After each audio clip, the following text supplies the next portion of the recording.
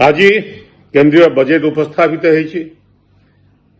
केंद्रीय बजेट को ध्यान सह देखुली, आशा करुली जे ओडिशा न्याय पाइब बोली केंद्रीय बजेट रे। बजेट देखला परे सुनला परे प्रत्येक ओडिशावासी आज दुखित मर्माहत एवं हताश होती। ओडिशा को प्रताड़ित करा जायछि।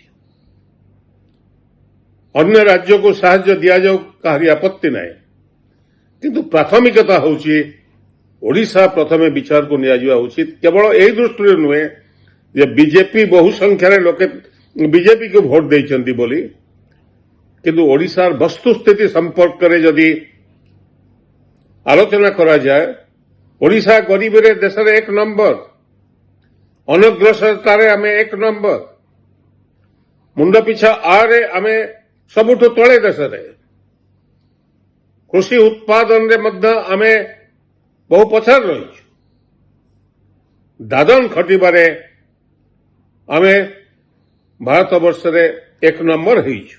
ओडिशार गरीबी को ए बजेट उपहास करिछि। आमे आशा करूथलु जे डबल इंजिन सरकार दिल्ली रे एवं राज्य रे ओडिशावासींकर मौलिक समस्या उपरे किछि व्यवस्था करिवे बोली बजेट रे।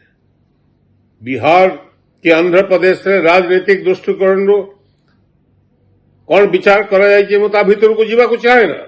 अन्य राज्य तांकर हक पाई लड़ाई करछन्ती एवं सेमाने पाइले मोर किछि आपत्ति नाही, कि कहार किछि आपत्ति रहिबा उचित नुहे, किंतु ओडिशा को जो अन्याय करा गला आठ बड़ी दुखर कथा किछि न थाई पारे। ओडिशावासी अपेक्षा करिथिले जे केंद्रीय बजेट आसिले बहुत किछि आसिबो। प्रधानमंत्री को आरंभ करी केंद्रीय मंत्री माने, ओडिशार मुख्यमंत्री को आरंभ करी तांकर विधायक बंधु माने बहु कथा कहउथिले, किंतु समस्ते आज मुंड तळु को लगेगी बसिबा स्वाभाविक, कारण किछि मिली नहीं बजेट रे, कौन आभास भी नहीं न पूर्वोदय हबो। कौन पूर्वोदय हबो?